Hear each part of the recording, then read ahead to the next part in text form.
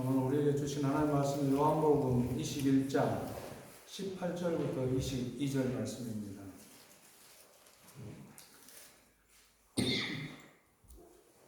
같이 읽겠습니다. 내가 진실로 진실로 내게 이르노니 네가 젊어서는 스스로 띠뛰고 원하는 곳으로 다녔거니와 늙어서는 내 팔을 벌리니 남이 내게 띠띠우고 원하지 아니하는 곳으로 데려가리라. 이 말씀을 하시면 베드로가 어떠한 죽음으로 하나님께 영광을 돌릴 것을 가리키시니라.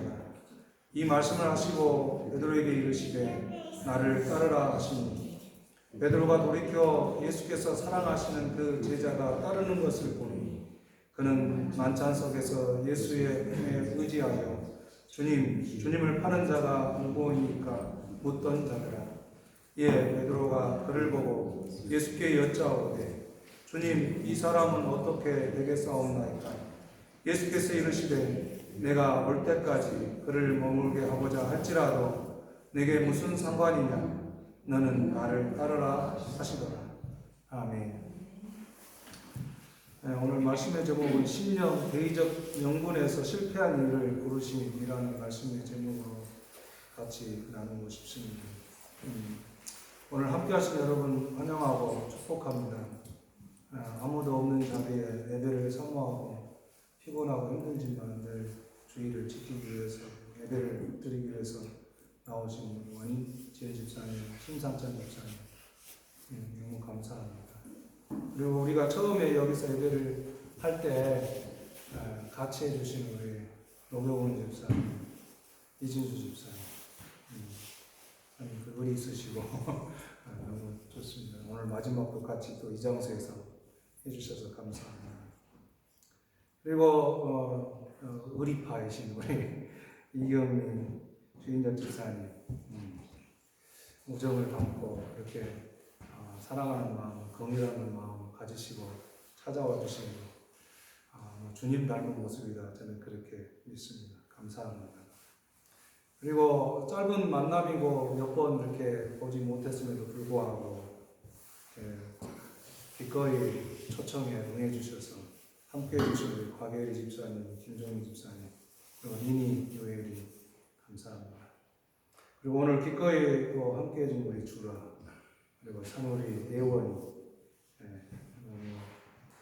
말할 수 없이 감사합니다. 그리고 항상 곁에서 함께해 주는 아내 성이 감사합니다. 하나님의 돌보심과 함께 하시는 있기를 축복합니다. 저는 오늘 요한복음을 마치려 합니다. 요한복음을 제가 계산해 보니까 11개월 동안을 요한복음만 붙들고 있었더라고요. 들으시냐고 애쓰셨습니다, 우리 목사님. 근데 오늘 마무리하는 그 시간, 그리고 또 이곳에서 마무리하는 시간이 돼서 의미가 있습니다. 사실 일부러 좀 맞췄어요. 이 9월 마지막에 이 메일을 받고 요한복음 오늘 마쳐야 되겠다 이렇게 생각하고 좀 타일을 맞춰서 진행해 왔습니다. 요한복음서는 마치 제자들의 못나고 부족한 것을 고발하는 것처럼 느껴지기에 충분한 말씀입니다.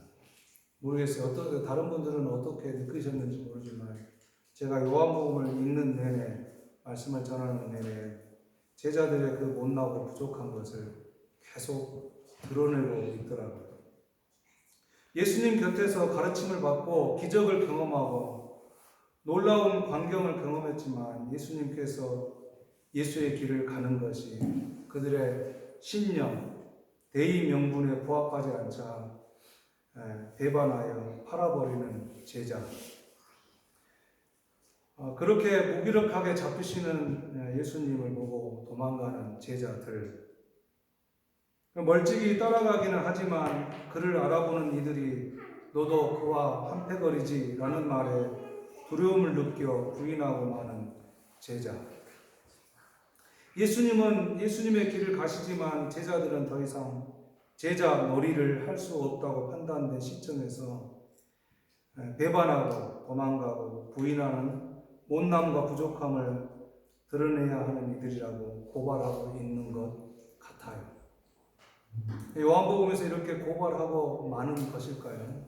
저는 그렇지 않다라는 게 제 결론입니다.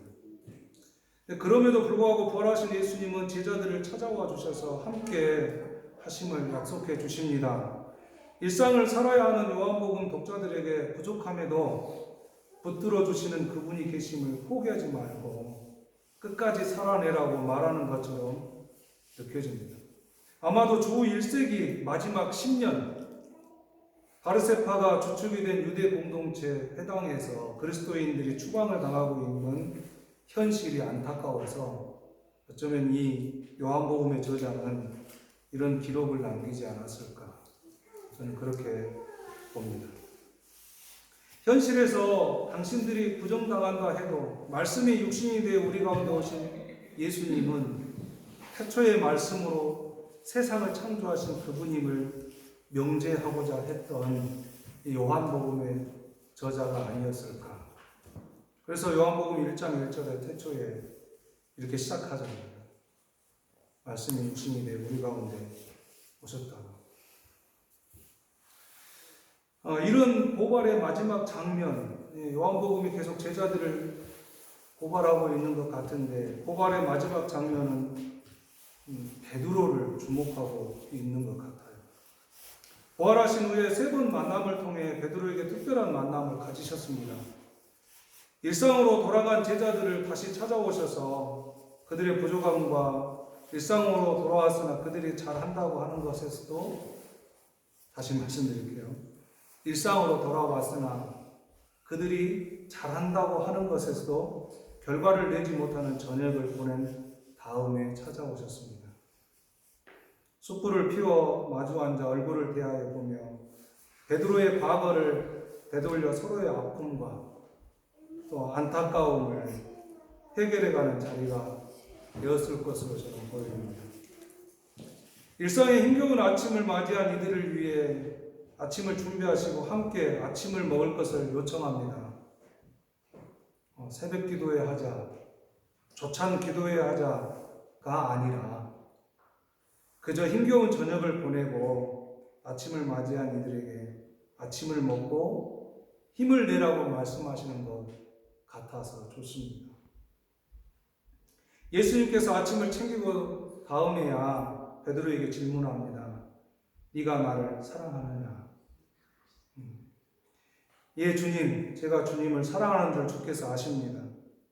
3번의 질문과 3번의 대답이 오고 갔습니다. 그때마다 양을 먹이고 돌보라는 말씀을 하셨습니다.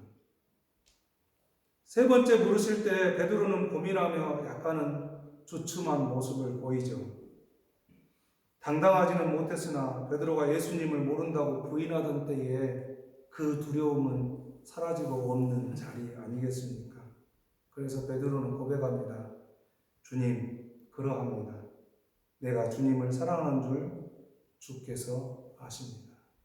주님, 그러합니다. 내가 주님을 사랑하는 줄 주께서 아십니다. 저는 이 고백이 참 좋습니다. 우리도 한번 읊조려 보시기 바랍니다. 소리 내실 것도 없고 주님, 그러합니다. 내가 주님을 사랑하는 줄 주께서 아십니다. 한번 읊조려 보십시오. 베드로의 대답을 들은 예수님께서는 베드로의 변화가 담긴 삶의 자리를 애언합니다. 네가 젊어서는 스스로 옷을 입고 원하는 곳으로 다녔지만 늙어서는 남들이 내 팔을 벌리고 너를 묶어 네가 원하지 않는 곳으로 너를 묶어 네게 원하지 않는 곳으로 너를 끌고 갈 것이다. 이렇게 애언의 말씀처럼 하십니다. 여기 젊어서는 이라는 말은 저는 이렇게 해석을 했습니다. 전에는 설익은 열심에는 개인의 욕망과 신념과 대의 명분을 가지고 살았어. 그때는 다시 말해서 자신이 하고 싶은 대로 하고 다녔으나 라는 그때를 이야기한다고 저는 보여져요. 늙어서는 반대의 개념이 있겠죠. 성숙해서 익어서는 다른 삶의 자리를 가게 될 것을 말씀합니다. 이 다른 삶의 자리는 제가 구체적으로 설명하지 않으려 합니다. 왜냐하면 이 다른 삶의 자리를 설명을 하고 나면 마치 그렇게 살아야 기독교인 것처럼, 그리스도인인 것처럼 잣대를 가져다 대고 판단하는 일들이 참 많기 때문에 그렇습니다. 그런데 하나님은 각자의 삶에 마음을 두고 계시기 때문에 우리는 우리의 각자의 삶을 초점하여 살 필요가 있다. 그래서 늙어서 베드로가 어떤 신앙생활을 했다는 말하고 싶지 않습니다. 저만 말하고 있지 않는 게 아니라 요한복음도 말하지 않습니다. 요한복음의 그 기록을 빠르면 75년, 늦으면 1세기 끝자락에서 기록됐을 것이다 라는 게 보통 학자들의 의견입니다. 저는 좀 뒤쪽에다 두고 보고 싶어요. 그렇다고 보면 요한복음의 저자도 성령 체험을 분명히 하고 사도들의 그 행적이라고 하는 사도행전은 모르겠지만 사도들의 그 행적을 모르지는 않았을 것이라고 저는 확신합니다. 그런데도 굳이 이 요한복음의 저자는 거기까지 기록하지 않고 여기서 멈춘다는 것입니다. 물론 21장은 흔히들 부록이라고 이야기해요. 이 부록이 왜 그러면 첨가됐을까에도 저는 굳이 다시 말하지는 않겠습니다. 왜냐하면 성도 개개인의 각자의 삶이 달려있기 때문이라고 저는 믿기 때문에 그렇습니다. 모두가 같으면 한 사람 불러서 세상 끝내고 가면 되겠지요. 예수님 오셨을 때 다 끝내고 데리고 갔으면 되었겠죠. 그러나 그렇지 않다는 걸 하나님께서 분명하게 보이고 계신다. 저는 그렇게 말씀드리고 싶어요. 이 베드로는 전에는 자신의 신념과 대의명분으로 자신의 목적을 위해 예수님을 어쩌면 따랐지만 이용했다. 저는 그렇게 생각이 들어요. 그런데 이제는 늙어서는, 성숙해서는, 익어서는 좀 다른 모습으로 서야 하는 베드로를 말씀하셨다. 그렇게 믿습니다. 저와 여러분도 그렇게 되고 싶다. 이런 생각 들지 않으세요? 다른 모습으로 서야겠구나. 베드로를 부르신 모습은 좀 어색해 보이세요. 지금 21장에 나타나는 이 베드로를 나를 따르라 하고 부르는 모습이 저에게는 약간 어색해요. 그런데 이 어색한 부름이 여기만 있었던 것은 아닙니다. 우리가 잘 아는 것처럼 하나님께서 모세를 부르실 때의 모습을 잠깐 생각해 볼까요? 하나님께서 모세를 부르시면 어딘가 모르게 모순이 있어 보입니다. 모세를 부르신 이유가 이스라엘 백성들을 애굽에서 구출하라는 것이었죠. 그런데 하나님이 모세를 부르시고 있는 때의 모세의 상태는 어떻습니까? 애굽에 있을 때 왕궁의 교육을 받으며 나름의 힘이 있어서 동족을 보호하기 위해 힘썼으나 그 일로 애굽을 도망쳐 나와야 했고 그 결과에 자리를 하고 있는 광야에 있습니다. 양을 돌보며 양의 건강 상태를 확인하기 위해 양의 배설물을 헤집어 보는 일들을 하고 있을 뿐입니다. 어쩌면 양을 뱀의 공격으로부터 막기 위해 뱀 구멍에 저는 처음에 작대기 이렇게 했는데 이게 전라도 사투리인가요? 작대기라고 썼다가 바꿨어요. 막대기로 돌을 굴려 넣었을지도 모릅니다. 지금의 골프의 원조격이 아닐까. 골프를 가장 먼저 친 사람은 목동들이었을 것이다 라는 게 보통 골프 친 사람들이 아는 이야기 아닌가요? 그죠? 아무런 힘이 없는 양치기인 모세를 부르시어 애굽에 있는 자기 백성을 이끌어내어 구출하라는 부르심은 인간적인 마음을 가지고 있는 저에게는 참 어색해 보입니다. 궁중의 교육을 받고 힘이 있을 때 사용하셨다면 더 큰 힘을 발휘하여 더 좋은 결과를 얻었을 것으로 생각하는 게 일반적인 인간의 모습을 가지고 있는 사람들의 생각 아닐까요? 그렇지 않으세요? 저만 세속적인가? 좀 더 그럴싸할 때 불렀으면 참 좋을 텐데. 근데 베드로를 따르라고 하실 때의 상황이 모세를 부르실 때의 모습과 흡사 닮아 있다라는 생각을 해봅니다. 베드로가 열정이 있고 열심히 있으며 신념과 대의적 명분으로 자신을 희생할 각오가 있었던 때에 예수님이 그를 사용해가지고 끝을 보게 하셨으면 참 좋았을 텐데 그때가 아니라 그 모든 것이 꺾이고 무엇을 할지 몰라 방황하는 자리에 놓인 베드로를 불러서 나를 따르라 하십니다. 주님을 따름이 나의 명분 쌓기거나 나의 힘을 과시하는 자리가 되는 것이 아니라는 것을 베드로를 통해서 말씀해 준다. 저는 그렇게 믿습니다. 그런 면에서 보면 오늘은 안 하겠습니다. 괜히 열받으면 또 여기서 한참 동안 30분 할 것 같으니까. 저는 이런 본문이 참 마음에 듭니다. 다 꺾일 것 꺾여서 있는 사람을 부르시는 이 본문. 왜냐하면 나이 들고 힘이 빠지는 나를 발견하고 있습니다. 내가 하고 싶은 것을 하려고 온갖 노력을 기울이는 때에는 아무것도 붙잡을 수 없는 것으로 나를 발견했던 때가 있습니다. 그런데 베드로가 일상으로 돌아와 예전에 잘 하던 것도 잘 하지 못한 만큼의 시간이 지나간 그 자리, 사실 이도 저도 아닌 상태의 베드로, 제가 느끼는 베드로예요. 찾아오셨다는 것이 나의 나이듦과 힘 없어짐이 오히려 좋아지는 길이 되겠구나. 이 부름에 합당한 사람이 되겠구나.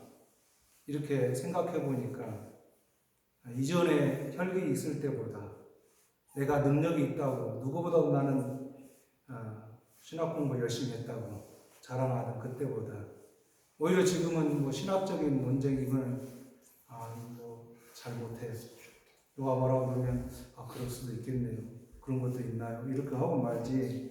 옛날 같았으면 죽기 살기 따지고 그건 그렇지 않다고 막 했을 건데 요즘은 그렇지 못합니다. 그것도 잊어버리고 기억도 나지 않습니다. 가끔 저는 제 설교를 들으면 은혜를 받습니다. 왜냐하면 제가 설교하면서 내가 이렇게 설교를 했나?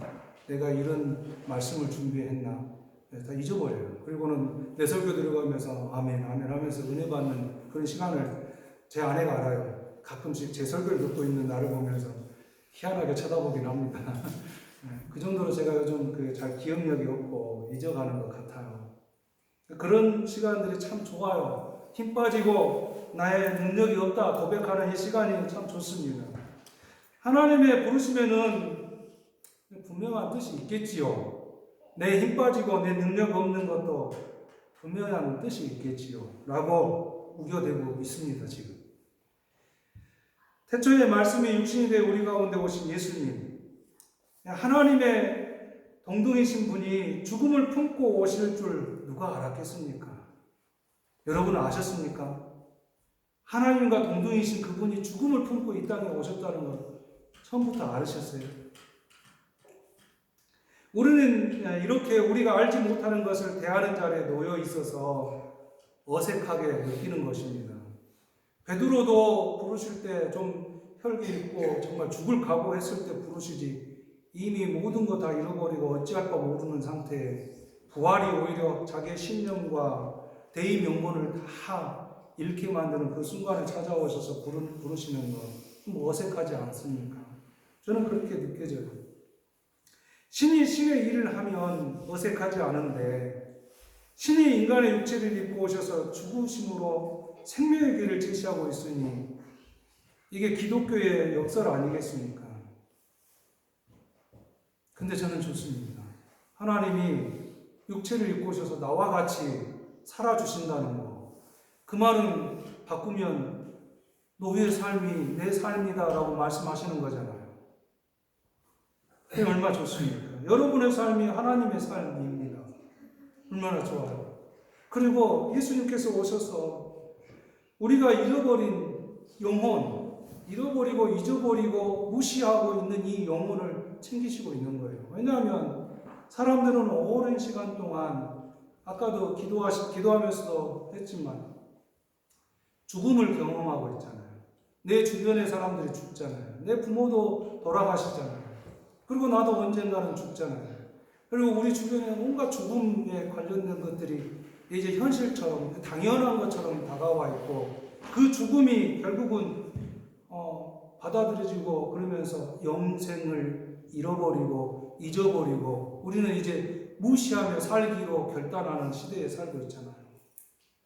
그런데 하나님과 동등이신 그분이 오셔서 그렇지 않다라는 것을 십자가의 죽음을 통해서 그리고 장사든지 살만의 부활하심을 통해서 너희들의 생명은 하나님의 것이다. 원래 영혼을 가지고 있는 존재이다.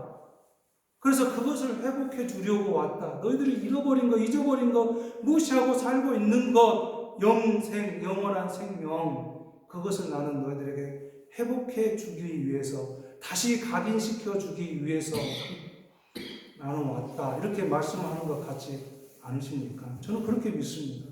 예수님이 그렇게 오셨다고 저는 확신해요.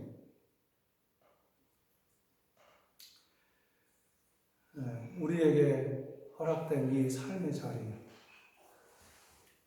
하나님이 허락하신 영원한 생명의 과정에 놓여 있습니다.